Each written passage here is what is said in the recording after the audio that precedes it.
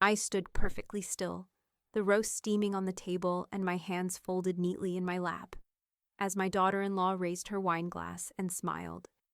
"This is your last Christmas, right? Finally, we'll be free of you." The laughter that followed was soft, but it hit like a slap. My son avoided my eyes. My granddaughter looked ready to cry. And in that moment, between the scent of rosemary and betrayal, I decided to give her what she wanted. Freedom, just not the kind she could ever return. Before we begin, may I ask, where in this big, beautiful world are you listening from? It's always a quiet honor to know who's sharing this space. Drop it in the comments, and don't forget to subscribe. Candlelight shimmered across polished silver, catching the faint tremor in Margaret Hale's hand as she adjusted a napkin beside the turkey platter. Her house glowed with that kind of holiday warmth people post about but rarely live. Carols drifting softly, the scent of pine and roasted garlic weaving through the air, and laughter that sounded too bright to be true. At the head of the table, Margaret's eldest daughter, Brianna, lifted her wine glass. "To family," she said, smiling that tight, perfect smile that never reached her eyes. Margaret glanced toward her youngest, Lily, who sat fidgeting with her fork, eyes darting between her brother and his wife. Eric looked as if he'd rather be anywhere else, shoulders tight, collar unbuttoned, his hand resting too long on the stem of his glass. The candlelight flickered as a gust of wind rattled the window panes. The whole room seemed to draw one collective breath when Brianna added, still smiling, "This is your last Christmas, right? Finally, we'll be free of you." The words hit like a shard of ice. Eric gave a small, nervous laugh, the kind meant to smooth over an explosion. "Always the comedian," he said, forcing a grin that looked borrowed. But his eyes didn't rise to meet Margaret's. Forks froze, midair.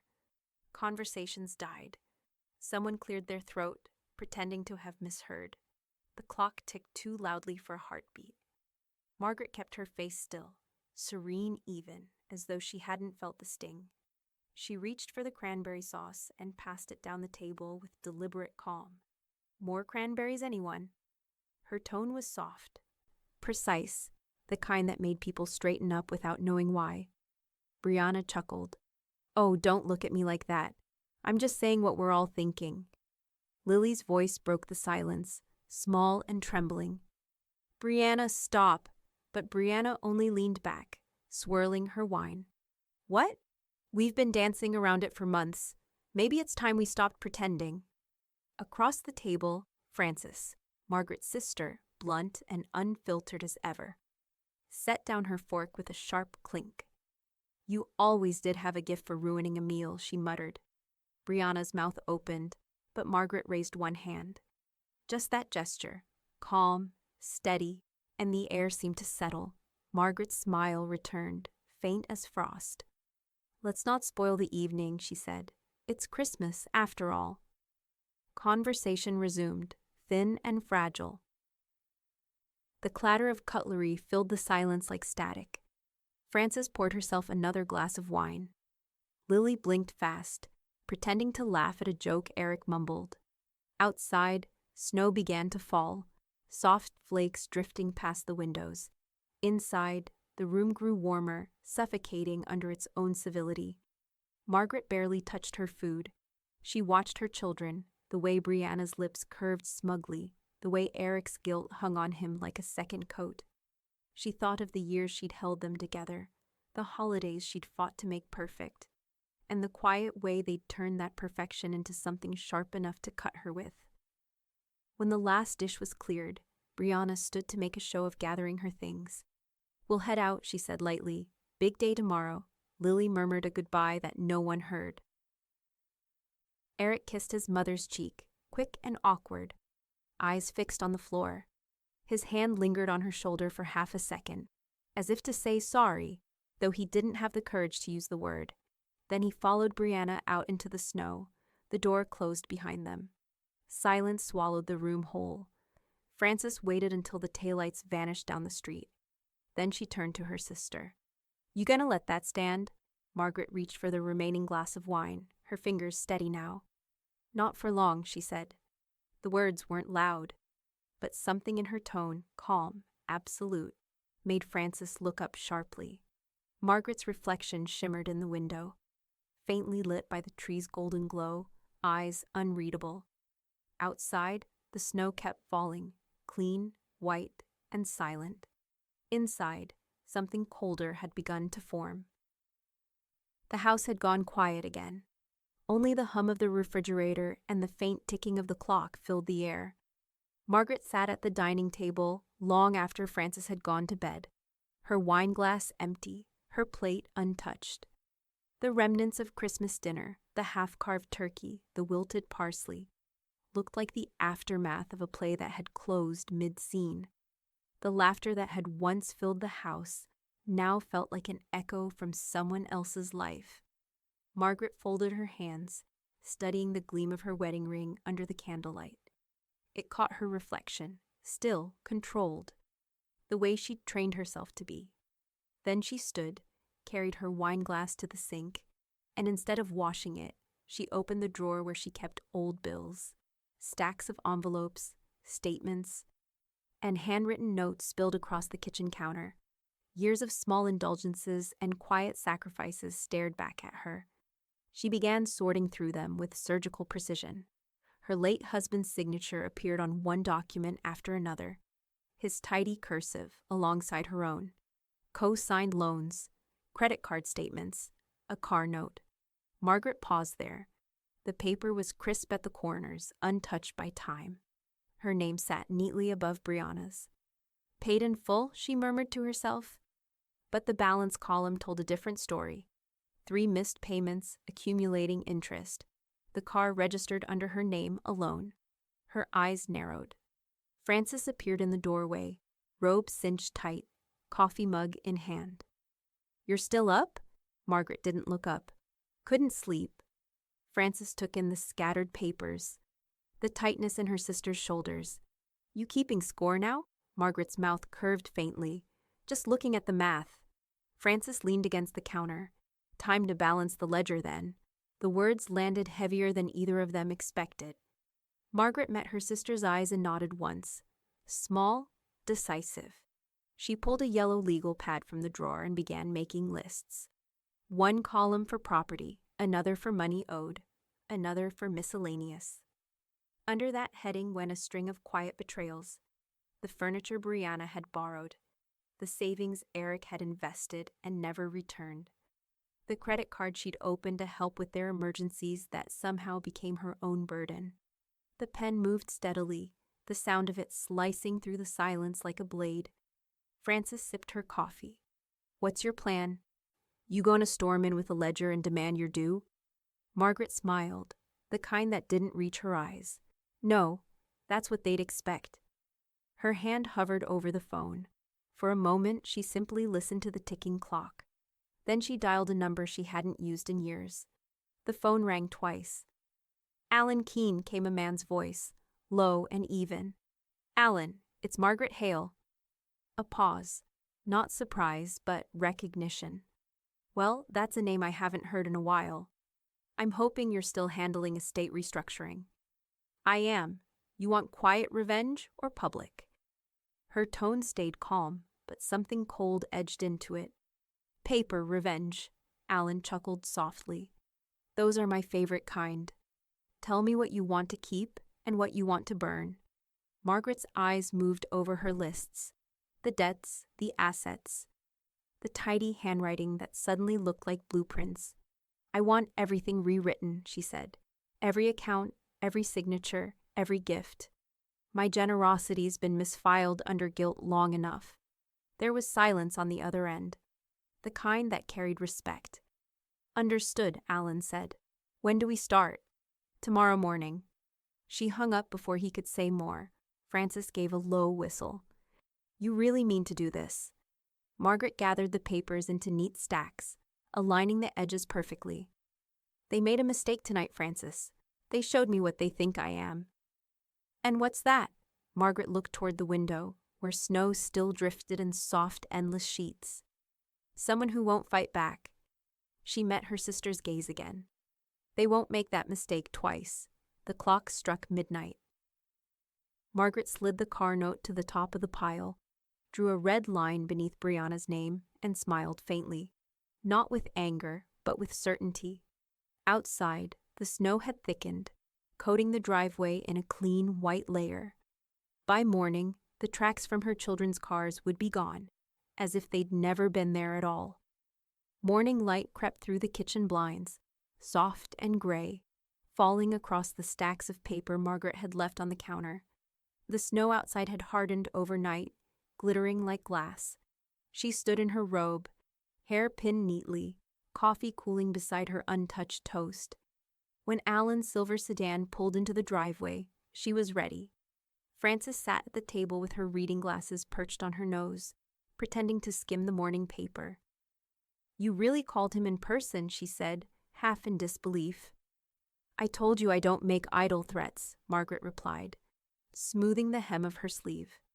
Alan Keene entered without ceremony, tall, late 50s, the sort of man who looked born in a courthouse. His leather briefcase hit the table with a solid thump. "You weren't kidding about starting early," he said, glancing around. "You still keep everything in perfect order." "Old habits," Margaret said. He nodded once, professional warmth in his voice. "Let's begin." He unpacked his files with practiced rhythm, crisp folders, embossed seals, a notary stamp gleaming under the kitchen light. Frances poured coffee for everyone but Margaret, who hadn't moved from her chair. Alan opened the first folder. "We'll restructure the will and establish a living trust. Anything specific you want me to know before I start typing?" Margaret's gaze didn't waver. "Brianna and Eric are to be removed entirely. No residual clauses. No second contingencies." Frances let out a low whistle. "You're not playing." "I've played long enough," Margaret said quietly. Alan didn't blink. "Understood." His pen moved steadily across the page, the soft scratch of ink filling the room. "And the new beneficiary?" "Lily," Margaret said. Her tone softened slightly, but only for a heartbeat. "Primary beneficiary. Educational stipends in perpetuity. I want her to have choices, not obligations." Alan nodded, typing the clause into his laptop. The hum of the printer soon followed, faint but sure. Margaret watched the paper slide out, warm and clean. Something inside her steadied with it, the quiet rhythm of reclaiming what had been taken. Line by line, Alan turned another page. "Any charitable disbursements?" "Yes." She hesitated for the first time. "A trust, for youth counseling, under David's name." Her late husband, she said his name carefully, like testing the temperature of an old memory. Frances looked up. "That's thoughtful." Margaret's mouth twitched in something almost like a smile. He believed in second chances. Someone should still mean it. The printer clicked again. Alan laid the documents out neatly in front of her. 2 witnesses and a notary. Everything sealed by end of day. "I can witness," Frances said, straightening. Alan nodded. "And I'll serve as the second." He pulled a small black case from his briefcase and set it beside the papers. Inside lay the notary seal, the stamp gleaming like a coin. Margaret read every word, every date, every comma. The air felt taut, the sound of the clock loud enough to mark each decision. When she signed, she did it slowly, not with bitterness, but clarity. The pen moved in elegant loops, her name becoming its own declaration. Frances signed next, her hand firm. Alan followed, stamping each page, the sound sharp and final.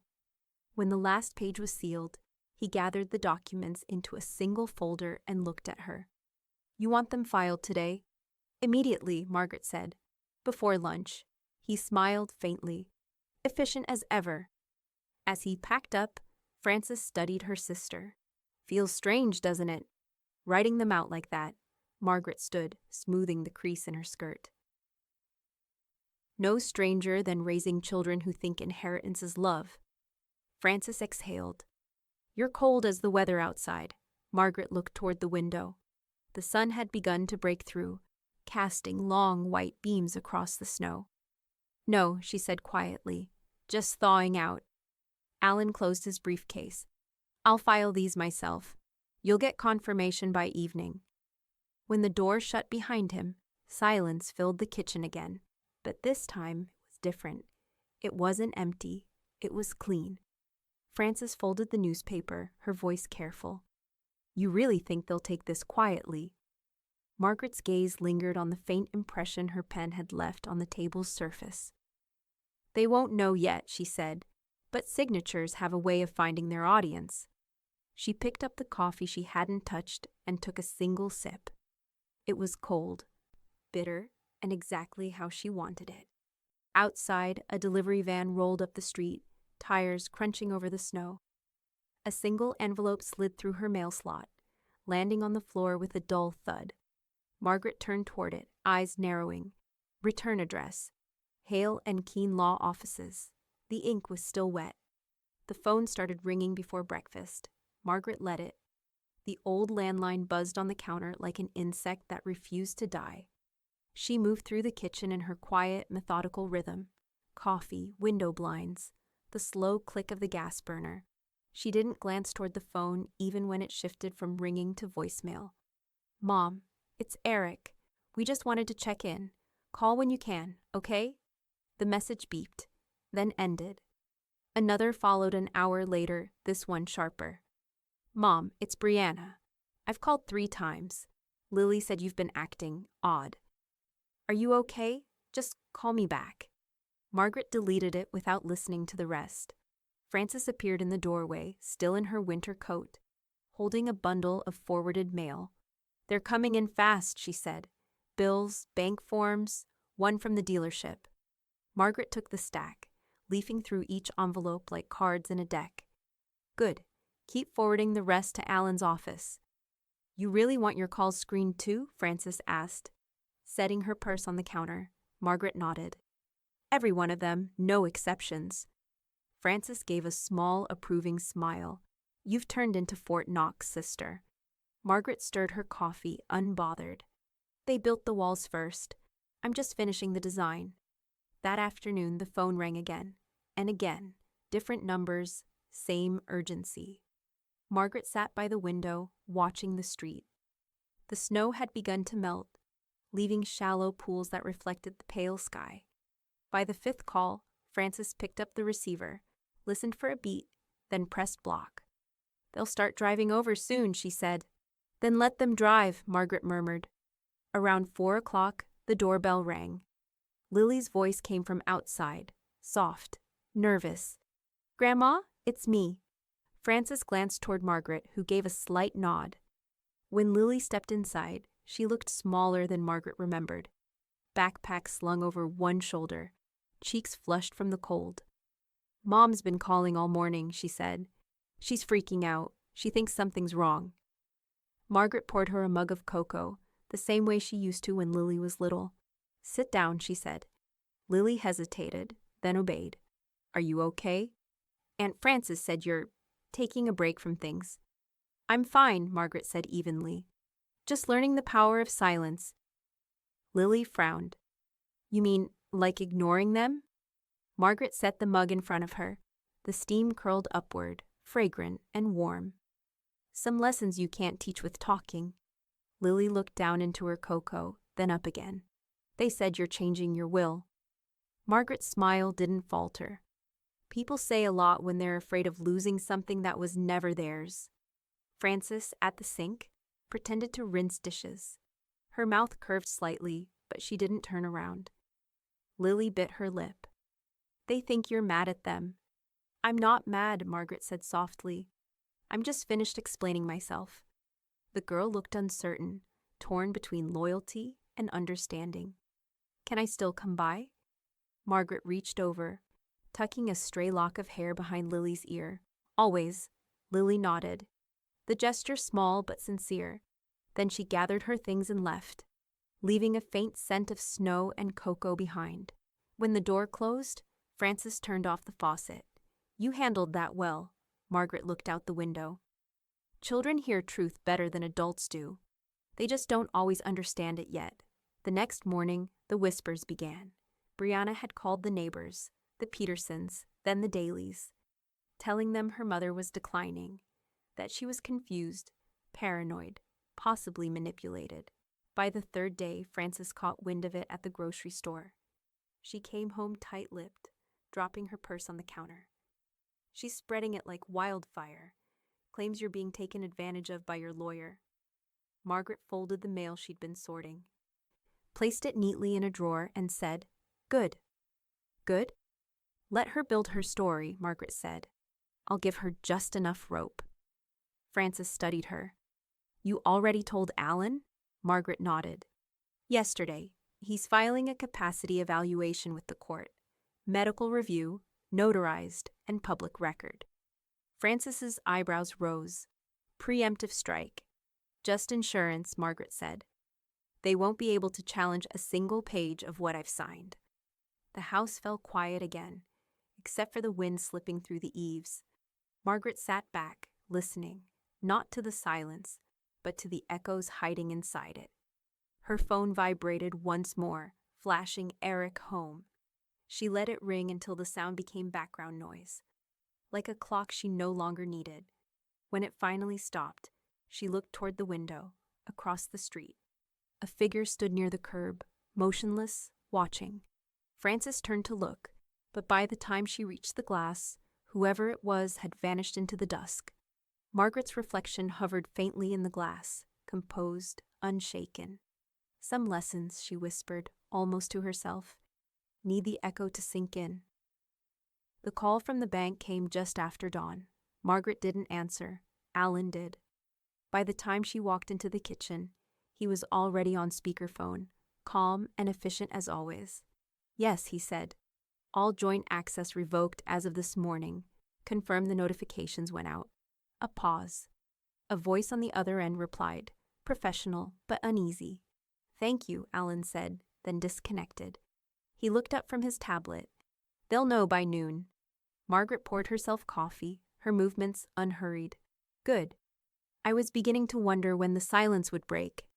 Frances sat at the counter, still in her robe, the morning paper open but unread.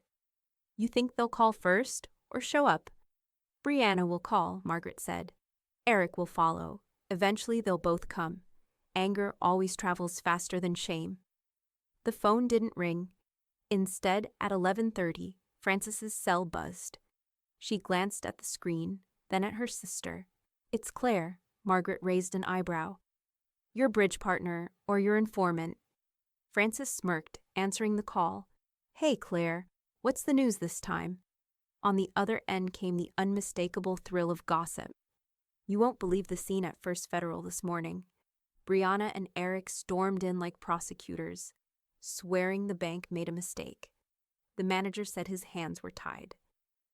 Their names are gone from the accounts." Frances chuckled softly. "And how are they taking it?" "Oh, furious," Claire said. "They were still there when I left." Brianna looked ready to throw her purse at the teller. Margaret took a slow sip of coffee, eyes fixed on the snow beginning to melt outside. "Then everything's proceeding as planned." After the call, Alan slid a folder across the counter. "Here are the updated beneficiary designations. Lily's Education Trust is now fully funded, and the charitable foundation, David Hale Youth Initiative, is formally registered." Margaret nodded, her gaze steady. He'd have liked that. Alan gave a faint smile. "You've done this elegantly, Margaret. Cleanly. No emotion, no loopholes." Frances leaned over his shoulder. "And the house?" Alan flipped to the last page. "Life estate clause executed. Property can't be sold or transferred until her passing. That means even if they tried to contest ownership, it's locked." "Perfect," Margaret said. She signed where Alan indicated, each motion deliberate and calm. By late afternoon, Alan had left, his car tires crunching over the thawing slush.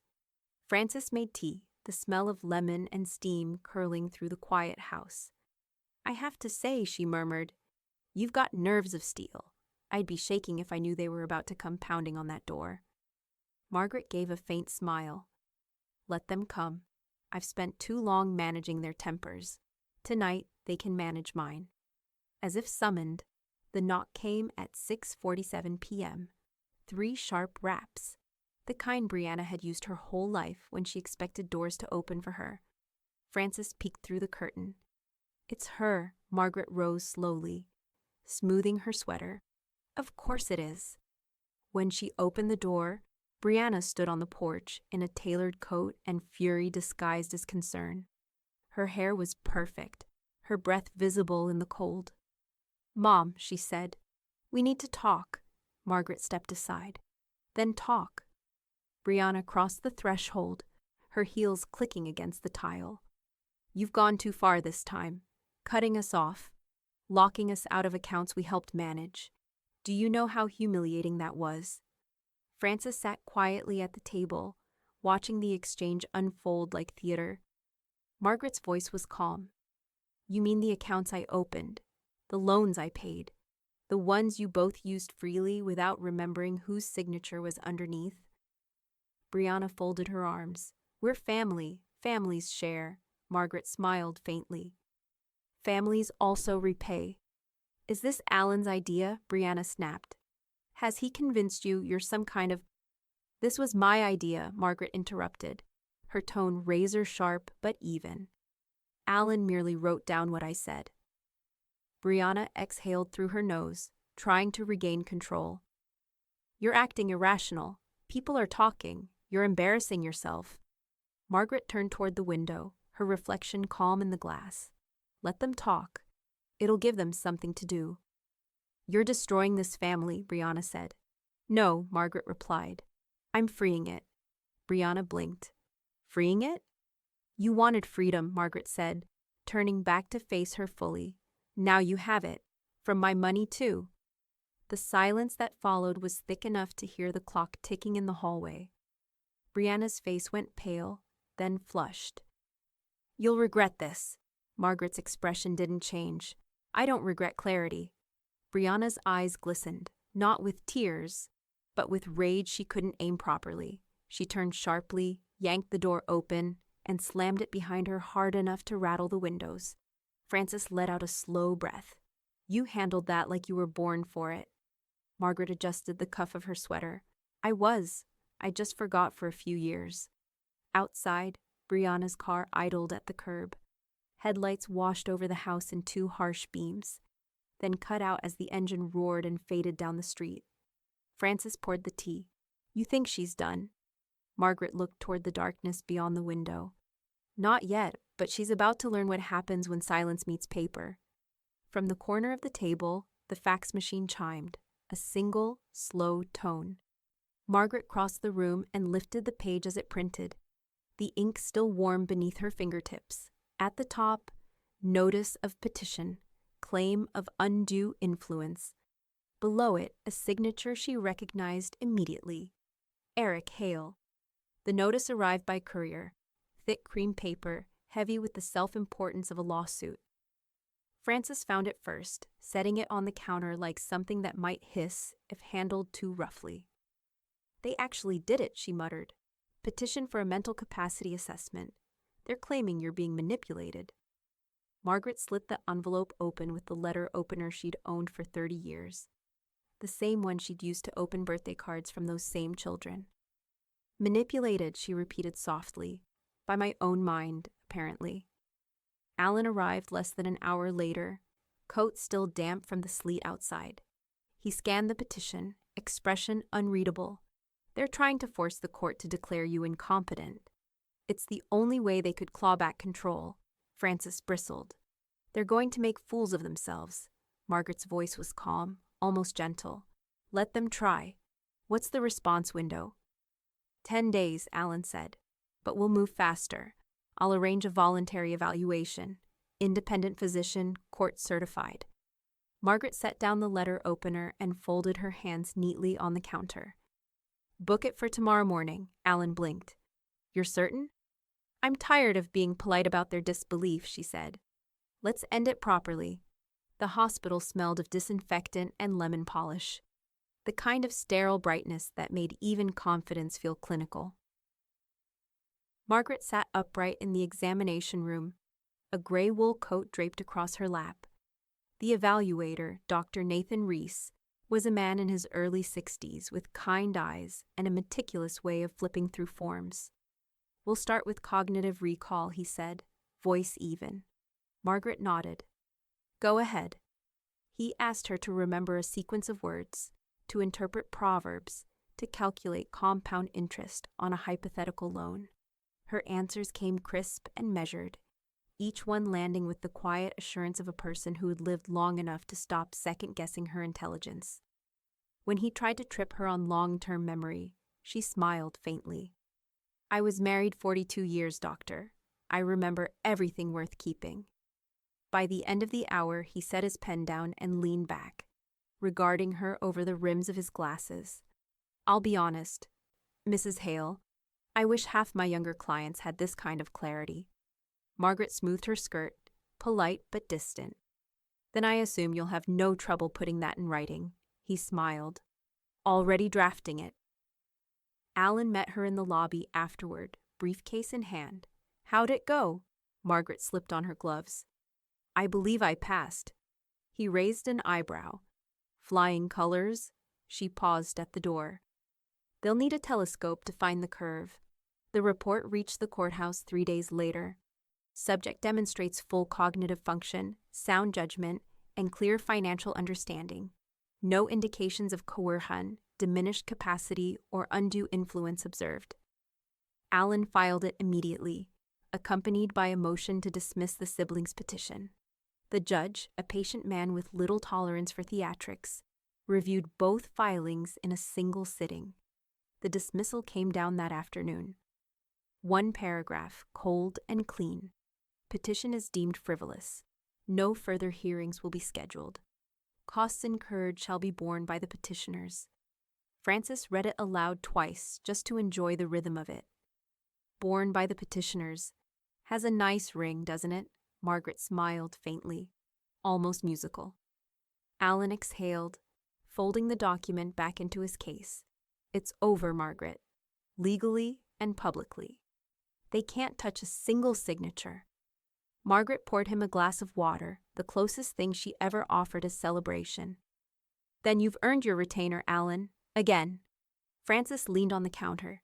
"You think this'll quiet them down?" Margaret looked out the window, where the last of the snow had melted into streaks along the curb.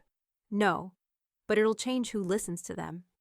By the end of the week, word spread through the neighborhood. The same voices that once whispered "Poor Margaret" now murmured "Poor Brianna." At the market, people stepped aside when Brianna entered. The cashier, who used to chat about holiday recipes, suddenly had nothing to say. Reputation, Margaret thought, didn't shatter with noise. It dissolved with silence. That evening, she sat at her writing desk and opened a sheet of cream stationery. Her handwriting, still elegant, curved across the page. "Dear Ms. Porter, thank you for your professionalism and kindness during last week's proceedings. Please extend my gratitude to the clerk's office for their efficiency. I hope the court continues to value clarity as much as I do. Warm regards, Margaret Hale."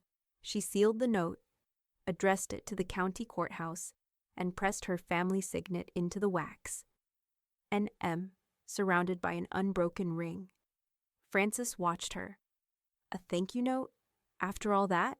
Margaret smiled. Gratitude confuses the guilty.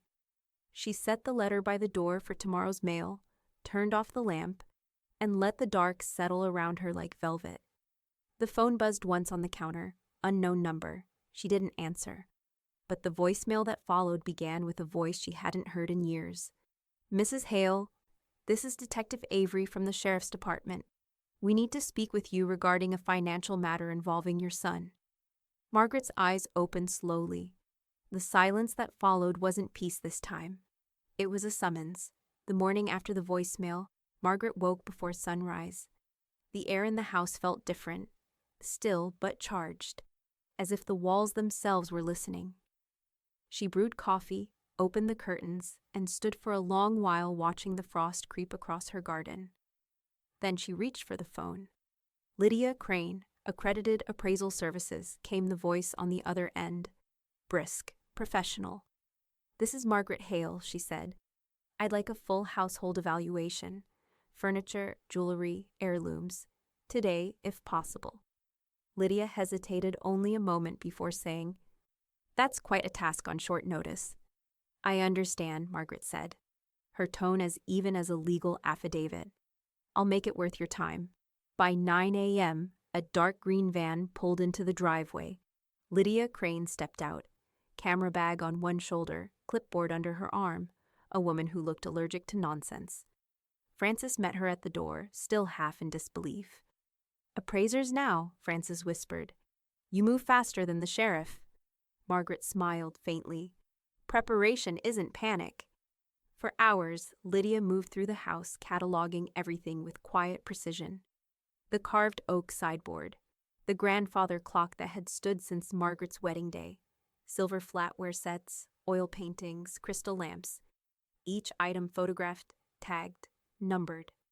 "Serial numbers recorded," Lydia said, jotting notes. "Where should I send the final file?" "To my attorney, Alan Keene," Margaret replied. "He'll store digital copies and physical backups." Frances trailed behind them, arms crossed. "You're creating an inventory for the apocalypse." Margaret didn't look up. "No, Frances. I'm documenting history before someone else rewrites it." By the time the sun hit the kitchen windows, the dining room table was covered in neat rows of appraisal sheets. Lydia finished with the safe, a modest one behind the pantry, and handed Margaret a final envelope. "This covers everything of marketable value," Lydia said. "Estimated insurance worth $273,000, give or take. Would you like me to forward this to your insurer?" "Yes," Margaret said. "And copy the sheriff's office. Mark it as protective filing." Frances blinked. "Protective filing?" "Standard procedure when family disputes become legal theater," Margaret said. "I'm just setting the stage lighting." Lydia's brows lifted, a trace of amusement in her eyes. "You're thorough, Mrs. Hale. Most clients just panic and hide the jewelry." Margaret gave a small, knowing smile. "People panic when they think something can still be taken from them. I'm past that." When the appraiser's van finally pulled away, the house felt strangely hollow. Sheets had been draped over furniture, valuables boxed and labeled. Frances stood in the middle of the living room, surveying the bare walls.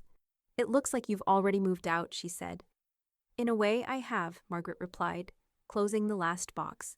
"The rest is just scenery." Alan arrived that evening to collect the documents and the sealed envelope of photographs. He flipped through a few pages, impressed. "You've effectively built a preemptive estate audit. Every claim they might make now leads back to you." Frances gave a low whistle.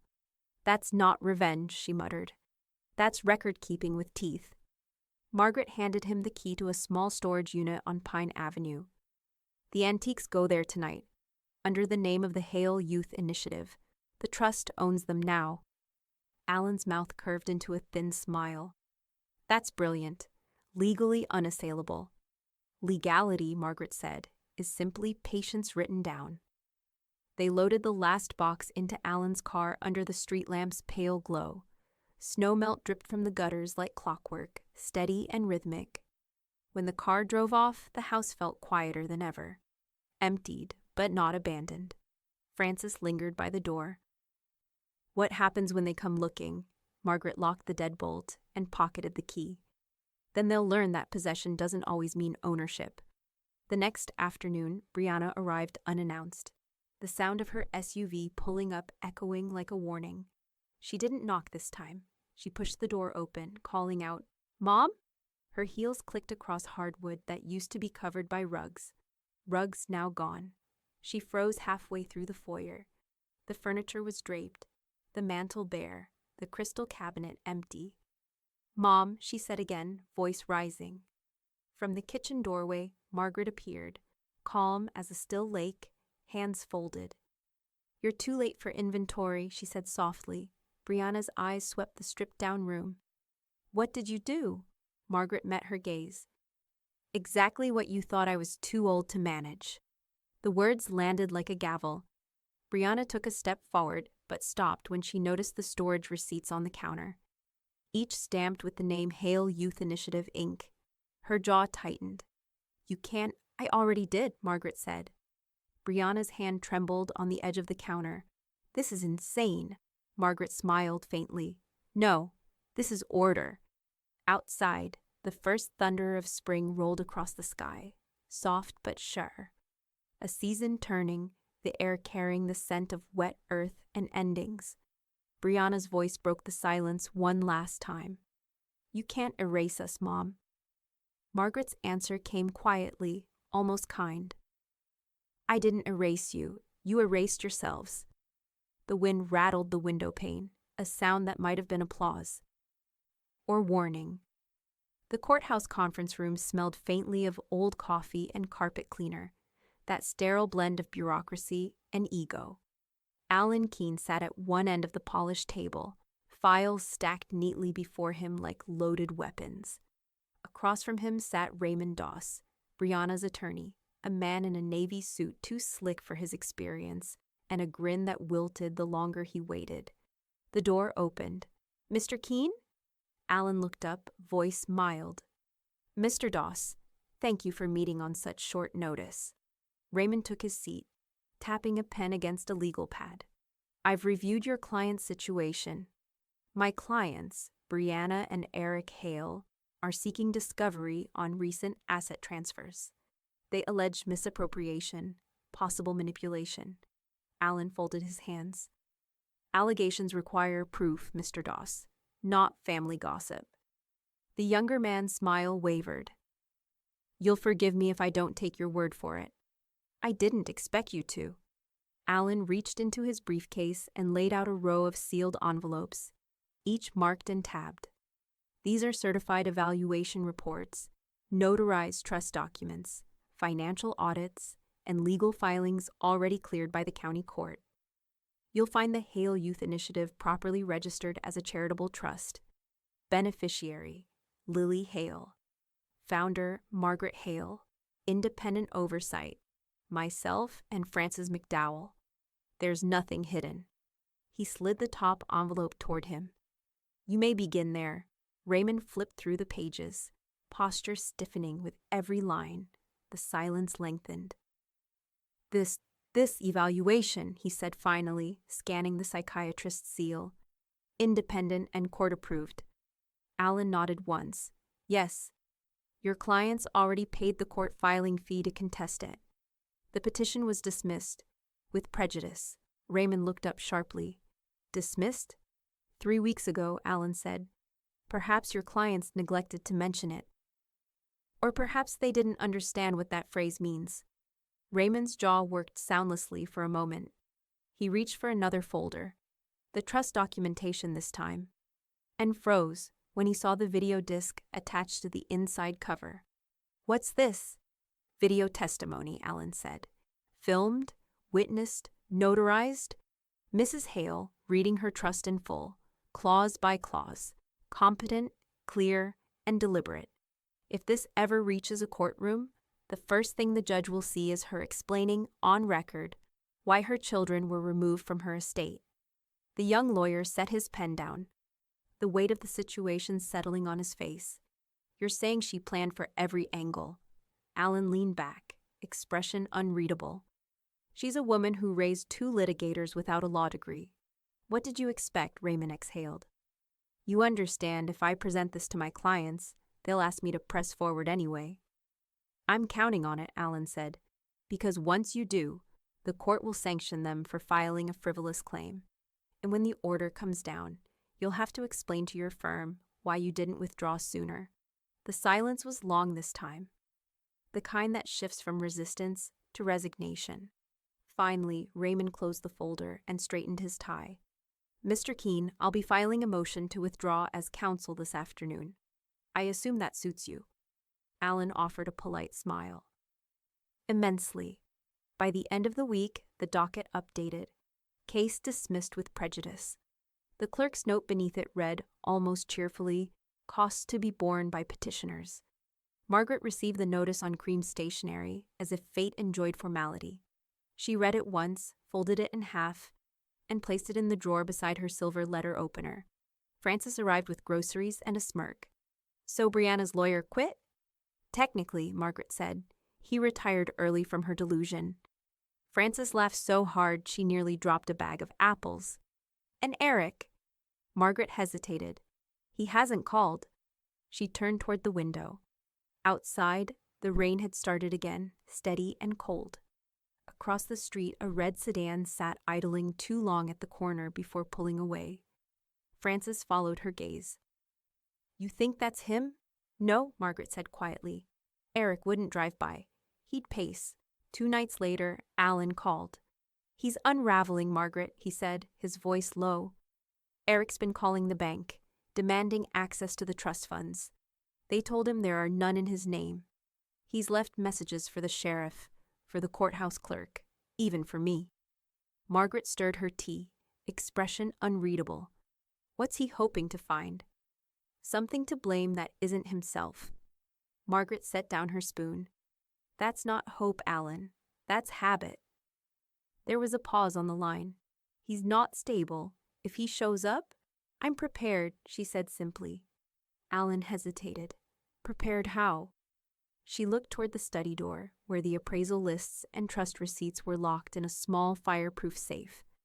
With documentation, she said, and if necessary, with distance. When she hung up, the house felt heavier than usual. Frances had gone to bed. The grandfather clock ticked steadily in the hall. Margaret sat alone at the kitchen table, the faint reflection of rain trembling in the window glass. A shadow crossed the porch light, brief, uncertain. Margaret didn't move. The motion sensor clicked on, flooding the porch in white light. No one was there, but the gate at the end of the walk swayed open, slowly, as if someone had just left, or was about to return. It began with a notification. Frances was the first to see it, a glowing rectangle of venom on her phone screen, while she was standing in line at the bakery. She blinked twice, thinking it was a parody account. Then she read the name, Brianna Hale. The post stretched nearly 3 paragraphs, all punctuation and fury. When your own mother lets a manipulative attorney isolate her from her family, sign over everything, and pretend she's fine, it's not independence. It's elder abuse. Some people mistake control for care. Some people mistake silence for sanity. Toxic mothers raise broken children. Ask me how I know. It had already gathered 42 comments. Neighbors, acquaintances, people from church. Some offering sympathy, others pretending not to recognize the target. By the time Frances reached her car, her hands were shaking, not with fear, but something closer to disbelief. She took a deep breath, scrolled back to the top, and hit screenshot. Then again and again, until she had them all. At the Hale house, Margaret sat by the window, tea cooling beside her, as Frances laid her phone on the table. She's gone public, Frances said. Every sentence drips with self-pity. I think she even quoted scripture halfway through. Margaret reached for the phone, adjusted her glasses, and read the post in silence. Her expression didn't change. She's clever, Margaret said finally. Vague enough to avoid a name, pointed enough to make sure everyone knows exactly who she means. Do we respond? Frances asked. Margaret looked up, eyes calm. No, Alan will. That afternoon, Alan met them in his office, the light from his desk lamp falling in sharp gold lines across stacks of files. He skimmed the screenshots once, twice, then leaned back in his chair. It's defamatory, he said flatly. She's implying coercion, abuse, and legal misconduct. We'll send a formal notice, certified and time-stamped. I'll attach the psychiatric report and the notarized video as exhibits. That should silence her before the algorithms amplify it. Frances crossed her legs. And if she doubles down? Alan gave a thin smile. Then we move from silence to paper. Defamation suits are like chess, slow, public, and devastatingly permanent. Margaret looked toward the framed diplomas on his wall. Make sure she knows it's coming from you, not me. He nodded. You want to stay above the noise. I already am, she said softly. The cease and desist went out the next morning, couriered, signed for, logged. Brianna deleted the post within the hour. but not before half the town had read it. Screenshots floated quietly through private group chats, whispered about at coffee shops. The Hale family drama became something between gossip and myth. 3 days later, the Broward County Gazette ran a feature titled "Protecting Elders from Financial Exploitation." It mentioned no names, but quoted anonymous, local legal sources, describing a recent case where a senior woman successfully defended her autonomy against family interference. Everyone in town knew exactly who it was. Frances bought 6 copies and left one on the kitchen table like a trophy. "Page 3, she said. "Your favorite page number." Margaret folded the paper neatly and set it aside. "Sympathy," she murmured, "is just justice, with better lighting." The backlash hit Brianna fast. Her salon clients canceled appointments. Her PTA emails went unanswered. Even her church committee quietly reassigned her duties. She tried to post a follow-up. "I was only trying to help." But the comments turned on her. Words like shameful and selfish appeared under her name. The same neighbors who once envied her car, now dissecting her temper. By the weekend, her account went private. Frances noticed it before Margaret even checked. "She's vanished from the internet," she said, grinning. The queen of curated perfection just hit delete. Margaret stirred honey into her tea. Silence wins again. But the calm didn't last long. Alan called that evening, his voice unusually tense. "I just got a notice from Eric's counselor," he said. "He started marriage therapy on his own. Voluntary sessions. He's unraveling faster than I thought." "Therapy?" Frances said, half surprised. "2 sessions so far," Alan replied. "The therapist reached out because his behavior's erratic. He talks about money, control, punishment. He thinks his mother's punishing him." Margaret's tone didn't waver. "Guilt always sounds like punishment when it echoes." Alan hesitated. "Margaret, I think you should be careful. He's not stable." She looked toward the dark window, her reflection framed by rain. "Alan," she said softly, "unstable people are predictable. It's the calm ones you watch." That night, the phone buzzed again. One new voicemail. Frances reached for it, but Margaret stopped her with a hand. "Let it play." The speaker clicked, and Eric's voice filled the quiet kitchen, hoarse, low, and trembling. "Mom, please call me. I know you think I'm the problem, but I swear I didn't mean for any of this to happen. They're saying things about me at work. Someone leaked something. Please." Static cut him off mid-sentence. Frances glanced at her sister. What did he mean? "Leaked?" Margaret didn't answer. She just reached for the folded newspaper still sitting on the counter, the one with the elder protection story, and turned it over. Someone had slipped a note beneath it, typed, "Anonymous. Check the sheriff's report, page 2. The email came through on a Tuesday morning. One of those innocuous bank notifications people skim without reading. But Eric read every word. Available balance, $173.42. He stared at the number, then refreshed the page. Same result. Beneath it, a red line item read, "Legal fees. Case dismissed with prejudice." "Brianna," he called from his office, voice tight. "Did you see this?" From the next room, her answer came sharp and exhausted. "See what, the ruin we're living in?" He stormed into the kitchen, laptop in hand. "Our joint account. It's empty." Brianna didn't even look up from her phone. "Alan's fees, the court costs, my lawyer's withdrawal penalties. It all hit this week." Eric dropped into a chair, staring at her. "You said it was handled."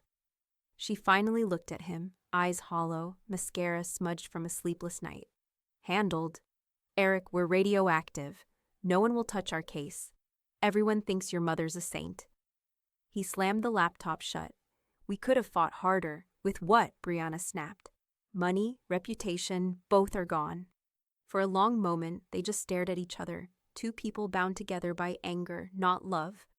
Then Brianna looked down, her voice breaking. "I filed the divorce papers this morning." Eric froze. "You what?"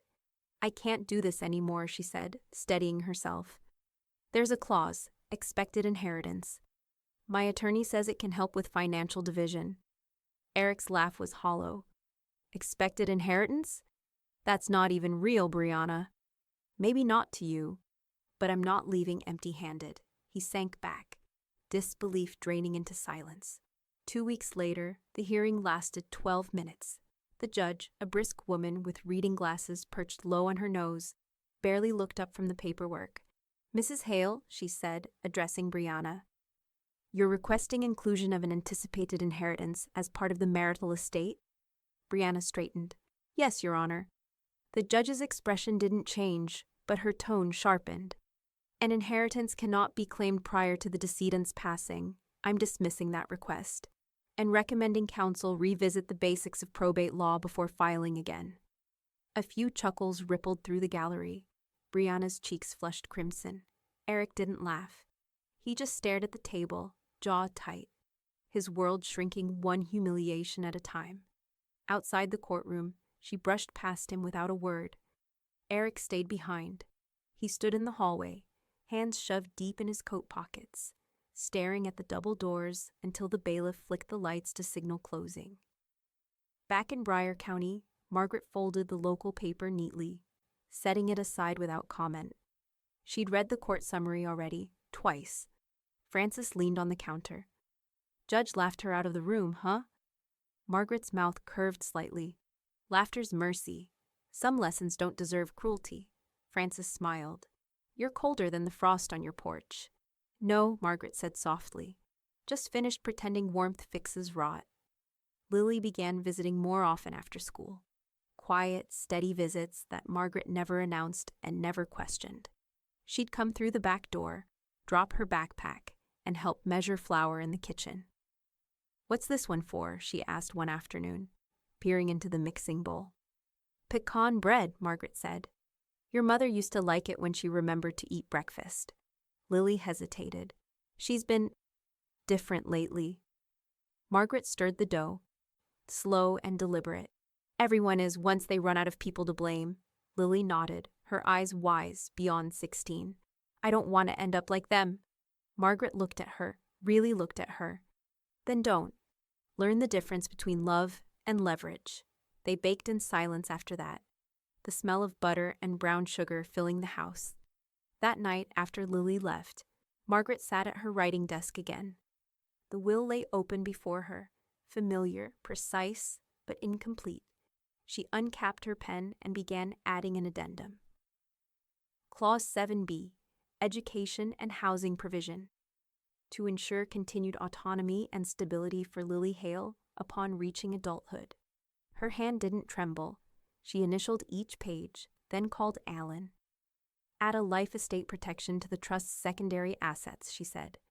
If anything happens to me, Lily inherits clean, unchallenged. Alan hesitated. You're tightening the chain pretty hard. Not a chain, she corrected. A lifeline. When she hung up, she walked through the dim, quiet rooms. The walls bare, the air faintly sweet with baking. For the first time in months, the house felt like hers again. She stood by the window, looking out at the dark street. The red sedan wasn't there tonight. Only silence, soft and complete. She almost smiled. Then a flash of blue light rolled across the front yard. Brief, silent, unmistakable. Frances called from the hallway, voice tight. Margaret, there's a patrol car outside. Margaret didn't move. She watched the reflection of the lights flicker against the glass, steady and cold. Finally, she whispered, They're not here for me. And somewhere, miles away, a phone began to ring, unanswered. The email arrived mid-morning, hidden among invoices and newsletters. Alan's name appeared first, steady and familiar, but the subject line beneath it stopped Margaret cold. Forwarded message. Formal apology, Brianna Hale. She stared at the screen for a long moment before opening it. The message was neat, sterile, written in the rhythm of legal templates, every word balanced on the edge of sincerity and self-preservation. Dear Mother, after a period of reflection, I acknowledge that my actions and statements have caused distress and reputational harm. My intent was rooted in concern, not malice. I regret any misunderstanding that may have occurred. Please accept this as a gesture toward reconciliation. Respectfully, Brianna Hale. At the bottom, the signature block of a law firm she didn't recognize. Another young associate polishing language for a woman who'd once demanded everything without asking twice. Margaret's mouth curved faintly. Regret any misunderstanding. Such a careful phrase, polished until it meant nothing. Francis appeared in the doorway, mug in hand. Something interesting? An apology, Margaret said. Engineered and approved. Francis set down her coffee and read over her shoulder. You could frame it. Call it Exhibit A, Growth Under Duress. Margaret almost smiled. I'm printing it. The printer hummed softly in the corner of her study. She fed it heavier paper than usual, the same stock she used for legal documents. When the single page slid out, she signed the bottom in ink. Received, no reply. Her handwriting was deliberate, graceful, final. She slipped the page into a manila folder marked Trust Correspondence and placed it with the rest of her organized retaliation. Wills, audits, appraisals, and letters that had changed the shape of her family more effectively than anger ever could. Francis leaned against the doorframe, watching. Closure comes in filing cabinets now, huh? Margaret closed the drawer with a quiet click. Always has. People think forgiveness happens in hearts. It happens in paperwork. Alan called that afternoon, voice low and businesslike. I assume you saw the email. I did. I didn't comment. Thought silence was answer enough. Good, Margaret said. Let her feel the echo. Alan hesitated. Eric's situation has stabilized, if that's the word. He's signed a lease, 1 bedroom off Maple Street. Sparse, but close to work. Margaret's gaze flicked to the window, where a thin rain traced down the glass. He finally stopped circling. Maybe, Alan said. Though sometimes people settle just to look stationary. Stillness, Margaret replied, isn't the same as peace.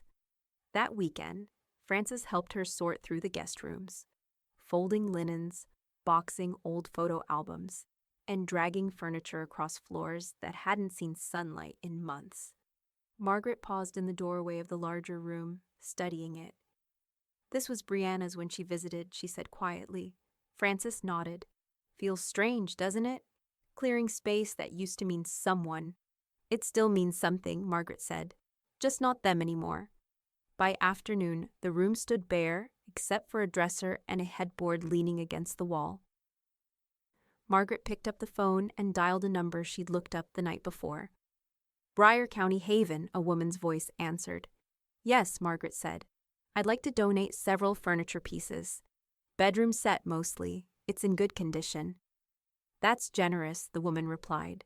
We furnish apartments for women starting over. Survivors, mostly. Margaret's tone softened just enough to be heard. Then it's going where it's needed. When the truck arrived 2 days later, Francis signed the pickup sheet while Margaret stood on the porch, arms folded. She watched the men load the bed frame, the dresser, the lamp Brianna had once chosen from a catalog. When the last piece was gone, the room echoed faintly. Francis handed her the clipboard. Feels lighter already. It should, Margaret said. It's not loss. It's redistribution. That night, Margaret sat alone at her desk. The only light came from the lamp beside her, soft gold spilling across the edges of her paperwork. She pulled out the apology letter again and read it once more, not for meaning, just for rhythm. Then she slipped it into an envelope, addressed it to Hale and Keene, Archives, and sealed it shut. Outside, rain turned to sleet, ticking against the window like a metronome. Frances' voice drifted from down the hall. You done filing for the night? Margaret didn't answer right away. She looked at the empty room across the hallway. The one stripped bare, waiting for something new. Finally, she said, almost. She turned off the lamp, the room sinking into darkness. In the reflection on the glass, the faint outline of the Hale house stood behind her. Hollowed, quiet, immaculate. And far beyond the property line, under a flickering streetlight, a single figure stood beside a parked car, not moving, watching. The sky over Briar County broke clean and pale, a kind of winter light that made everything sharper. Margaret dressed with care that morning. Charcoal wool coat, gloves the color of slate, pearls for composure rather than vanity. She pinned her hair in the mirror, noting the stillness in her own reflection. When Alan's sedan pulled into the drive, the engine idled just long enough for her to lock the front door. Frances stood by the window, mug in hand. "Probate office today?" Margaret nodded. "Verification appointment." Frances smiled faintly. "Bring me back a freedom certificate." Margaret allowed herself a single breath of amusement before stepping into the cold. The courthouse stood as it always had, granite shoulders against the sky, smelling faintly of paper and rain. Inside, fluorescent lights hummed above narrow hallways lined with portraits of long-retired clerks. Alan led the way, briefcase in one hand, a thick leather binder in the other. "Everything's tabbed, notarized, and cross-referenced," he said. "You could teach a master class in documentation." "I already have," Margaret said. "It's called motherhood." At the probate counter, 2 clerks waited. A middle-aged woman with half-moon glasses and a younger man typing faster than sense should allow. Alan introduced them, sliding the binder across the counter with the ease of a man presenting a flawless case. "Full estate verification for Margaret Hale," he said. "Primary trust finalized. Charitable entity active. All supporting documents attached. Electronic copy prepared." The older clerk flipped through the pages, expression shifting from routine to respect. "This is remarkably organized," she murmured. "You'd be surprised how many people come in here with napkin wills and wishful thinking." Margaret's smile was small but warm. "Preparation is the only kindness we can still afford the living." The clerk nodded, stamping page after page. The rhythmic thump of ink filled the room. When she was done, she slid a crisp sheet across the counter. "Everything verified, Mrs. Hale. I wish all our clients were this thorough." Alan passed her a USB drive embossed with the Hale and Keene seal. "Digital submission completed," he said, then turned to Margaret. "And here's your certified copy." She accepted the folder, running a gloved hand over its embossed cover. For a moment, she just stood there, absorbing the quiet gravity of it. A life distilled into clauses and signatures, and yet still fully her own. Alan cleared his throat gently. "You mentioned an amendment you wanted to add." "Yes." She opened her purse and removed a single page, folded with precision. "Clause for successor trustee. Effective upon Lily's college graduation. Secondary oversight for the Youth Initiative Fund." Alan reviewed it quickly. "It's solid. Clean language. I'll notarize it myself." The clerk smiled again. "Your granddaughter's a lucky young woman." Margaret looked at her, steady and kind. "Luck had nothing to do with it. I just refused to make her prove herself ungrateful." The younger clerk glanced up from his monitor. "You'd be surprised how rare that is." "No," Margaret said quietly. "I wouldn't."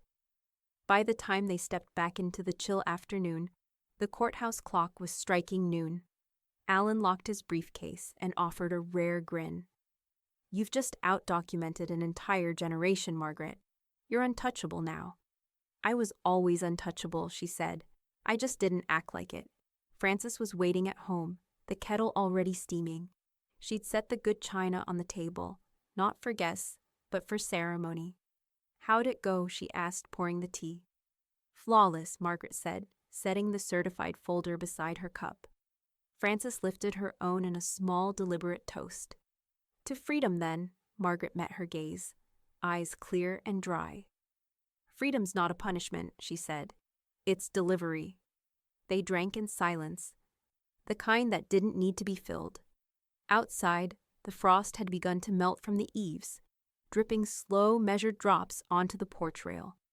Alan's car pulled away down the street, its taillights vanishing into the gray. Frances leaned back. "So that's it? Everything tied with a bow?" Margaret traced the rim of her teacup, expression unreadable. "Bows come undone," she said softly. "Knots last longer." A faint knock echoed from the front door. 3, deliberate, unmistakable. Frances frowned, expecting anyone. Margaret didn't move. No. The knock came again, louder this time. And through the frosted glass pane, a shadow lingered, tall, still, and waiting. The knock came a third time before Margaret opened the door. There stood Brianna, hair wine-tossed, mascara faintly smeared, holding a bouquet of pale lilies bound with trembling fingers. The stems were too long for the wrapping, and the paper around them looked damp, as if she'd carried them too far in too cold a wind. "Mom," she said softly, "can I come in?" Margaret's gaze flicked to the bouquet, then to her daughter's eyes that looked too bright, too desperate for stage lighting. "For a moment," she said. Brianna stepped inside, the faint smell of florist shop sweetness trailing behind her. Frances lingered at the kitchen archway, saying nothing. "I thought maybe," Brianna began, her voice uncertain, "maybe we could talk. Start over." Margaret gestured toward the table. "You can talk. I'll listen." Brianna sat, setting the bouquet carefully between them like a peace offering. "I know I've said things that can't be unsaid. I know I've acted out of pride. But everything got twisted, Mom. The lawyers, the papers, the gossip. She stopped, swallowed, then pushed the flowers an inch closer. "I wanted to bring these. Lilies, your favorite." Margaret studied them, the petals white as frost, already beginning to bruise at the edges. "They were," she said quietly. "Once." Brianna blinked. "You can't even take a compliment without making it a lesson."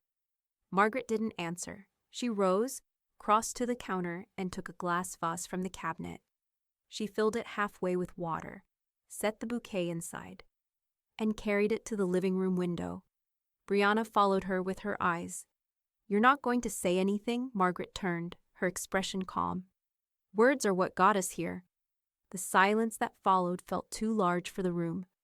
Finally, Brianna exhaled, shoulders sagging. "I can't fix this, can I?"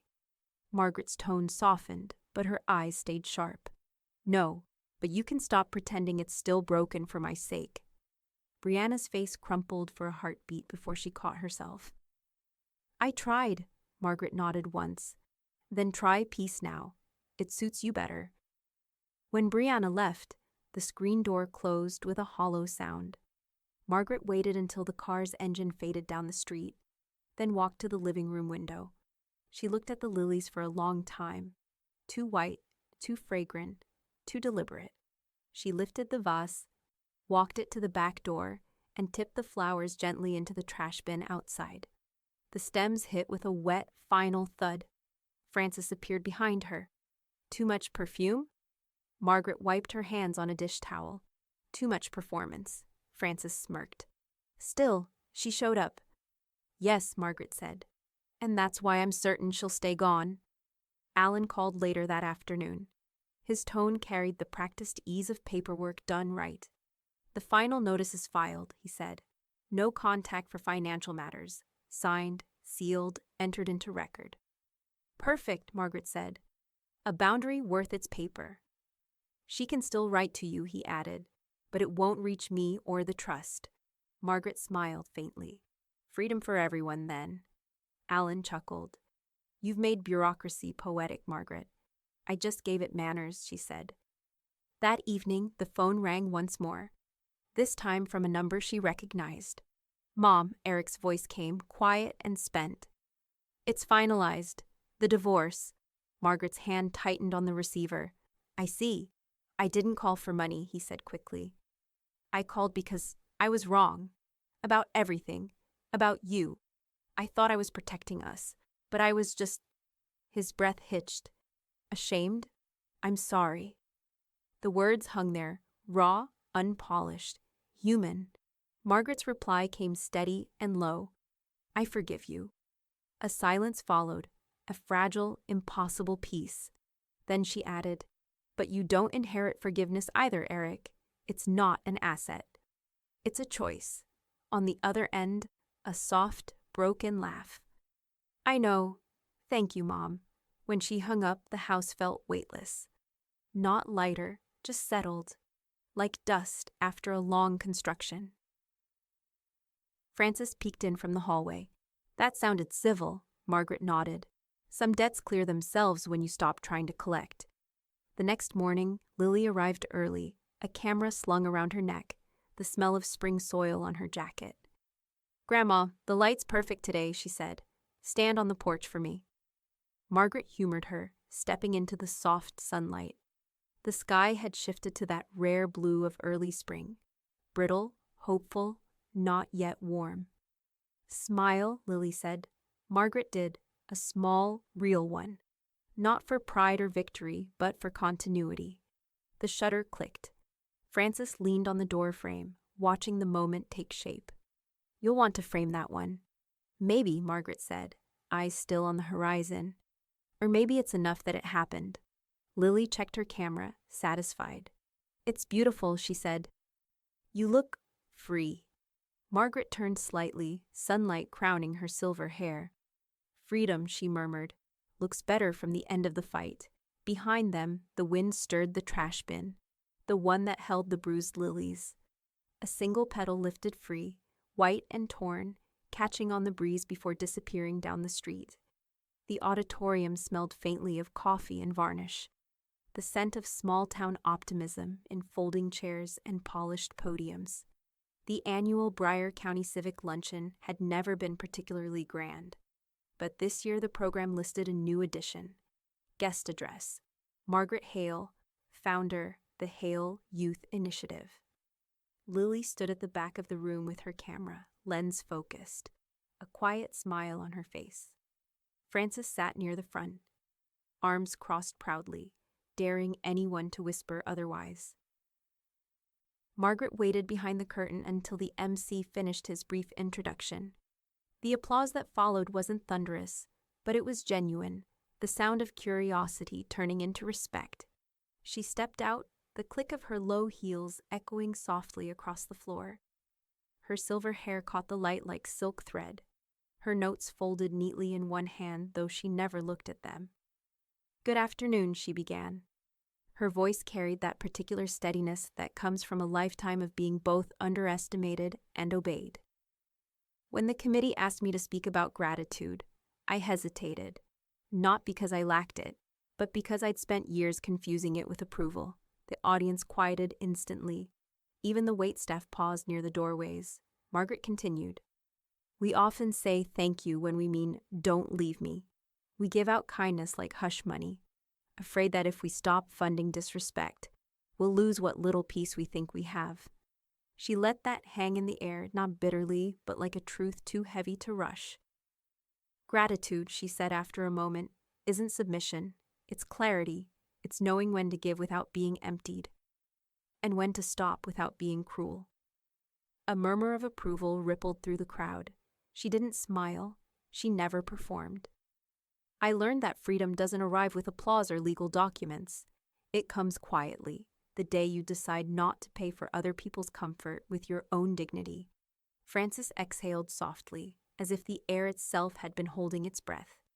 Margaret looked toward the back of the room, where Lily stood steady behind the lens, capturing it all. "Grace," she added, "isn't about forgetting what happened. It's about refusing to live like it's still happening." Then she folded her notes, though she hadn't read a single word. "Thank you for your time," she said simply. The applause started tentatively, then grew, steady, unforced, a wave of warmth that reached even the corners of the hall. The MC stepped forward, beaming, but Margaret only nodded, already stepping down from the stage as if applause were a formality she'd outgrown. Later, in the lobby, the local reporter from the Briar County Gazette stopped her with a recorder and a smile that tried too hard. "Mrs. Hale, do you mind if we quote one line?" "Only if it's true," Margaret said. He grinned nervously, flipping his notepad. "That line about freedom and funding disrespect. Brilliant. It'll headline the community page." She inclined her head. "Then make sure you spell freedom correctly. It's not for sale." Frances laughed from behind her, delighted. "You just gave him his pull quote for the next decade." That evening, the article hit the paper and the website. The headline read, "Freedom comes when you stop funding disrespect." local philanthropist speaks on grace and boundaries. Within days, donations to the Hale Youth Initiative doubled. Letters arrived, some handwritten, some typed, from parents, teachers, and strangers who said her words had felt like permission. Margaret read them all in her study, the golden lamplight warming the paper. She didn't cry. She'd long since traded tears for clarity. Lily burst through the door, camera bag slung across her shoulder. "Grandma, you went viral, in a classy way." Margaret looked up, amused. "That sounds dangerous." "It's good dangerous," Lily said, sitting on the arm of the chair. "People love you, like actually love you." Margaret smiled faintly. "Then they love themselves a little too. That's all I ever wanted." Frances entered with a tray of tea, setting it down carefully. "You didn't raise your voice," she said. "You raised your standards." Margaret lifted her cup. "The only thing worth raising after 70. They toasted softly, the china clinking like punctuation. Outside, the first crocuses were pushing through the thawing earth, fragile, insistent, alive. Margaret noticed them through the window, their color faint but certain. For the first time in years, she felt something uncoiled in her chest. Not triumph, not revenge, but peace with direction. She turned to Lily. "Tomorrow," she said, "we'll plant something new in that garden, something that grows back every spring." Lily grinned. "What kind?" Margaret considered the fading light. "Something that remembers the frost," she said, "and blooms anyway." Snow fell soft and soundless over Briar County, the kind that made the whole world feel hushed, forgiven. Inside the Hale house, the same dining table gleamed beneath candlelight, polished silver, linen napkins, a roast that filled the air with rosemary and butter. The carols playing from Frances's old speaker were the same as last year's, but this time, laughter carried without effort. No barbs, no performance, just warmth. Lily moved through the kitchen like she'd always belonged there. Taller now, steadier, setting dishes with the precision she'd learned from her grandmother.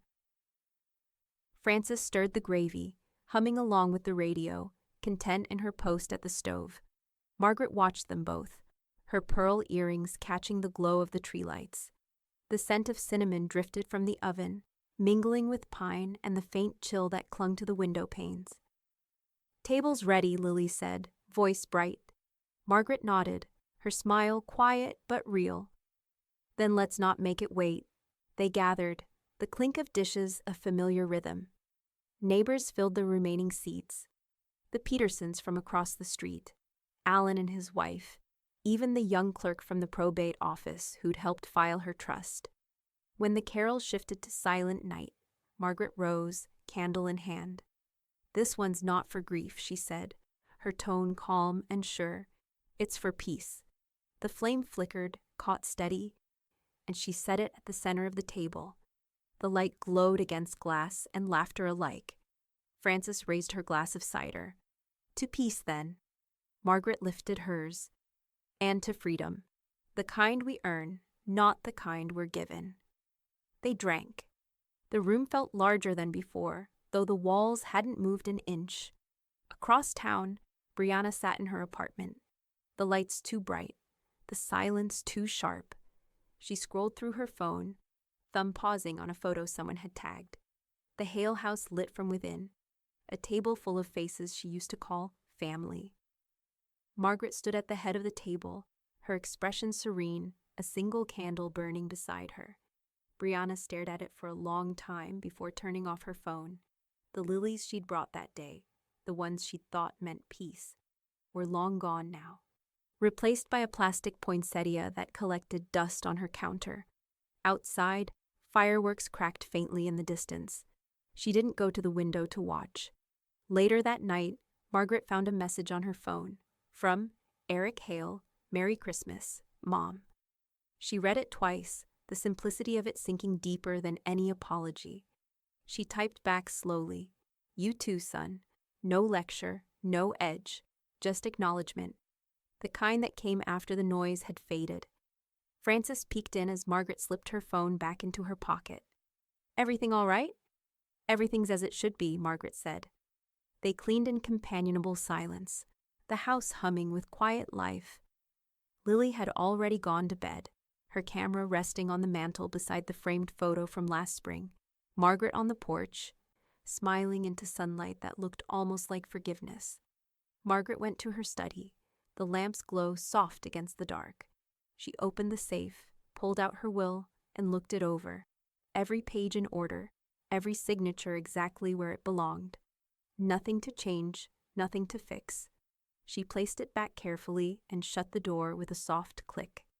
Outside, snow drifted past the window again, white against the black sky. She could hear faint laughter from the kitchen. Frances washing dishes, singing off-key. For the first time in years, Margaret didn't feel like she was holding her breath. She sat for a while, letting the warmth of the house seep through her, the sound of wind whispering against the eaves like an old lullaby. When she finally rose, she walked to the window and watched the snow settle on the garden. The earth there looked asleep, but she knew better. Underneath, the bulbs she and Lily had planted were waiting. Patient, rooted, certain of return. Margaret smiled. "You'll bloom when you're ready," she whispered. Then she turned off the light, leaving the candle at the center of the table to burn down slow and steady.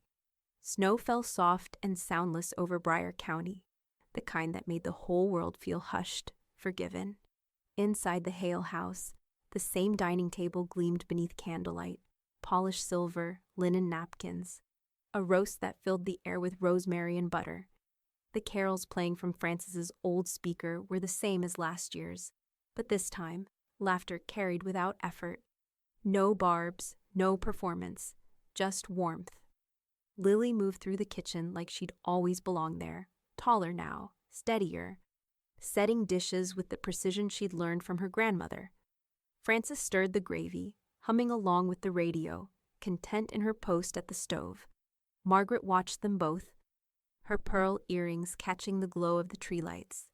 The scent of cinnamon drifted from the oven, mingling with pine and the faint chill that clung to the window panes. "Table's ready," Lily said, voice bright. Margaret nodded, her smile quiet but real. "Then let's not make it wait." They gathered, the clink of dishes a familiar rhythm. Neighbors filled the remaining seats, the Petersons from across the street, Alan and his wife, even the young clerk from the probate office who'd helped file her trust. When the carols shifted to silent night, Margaret rose, candle in hand.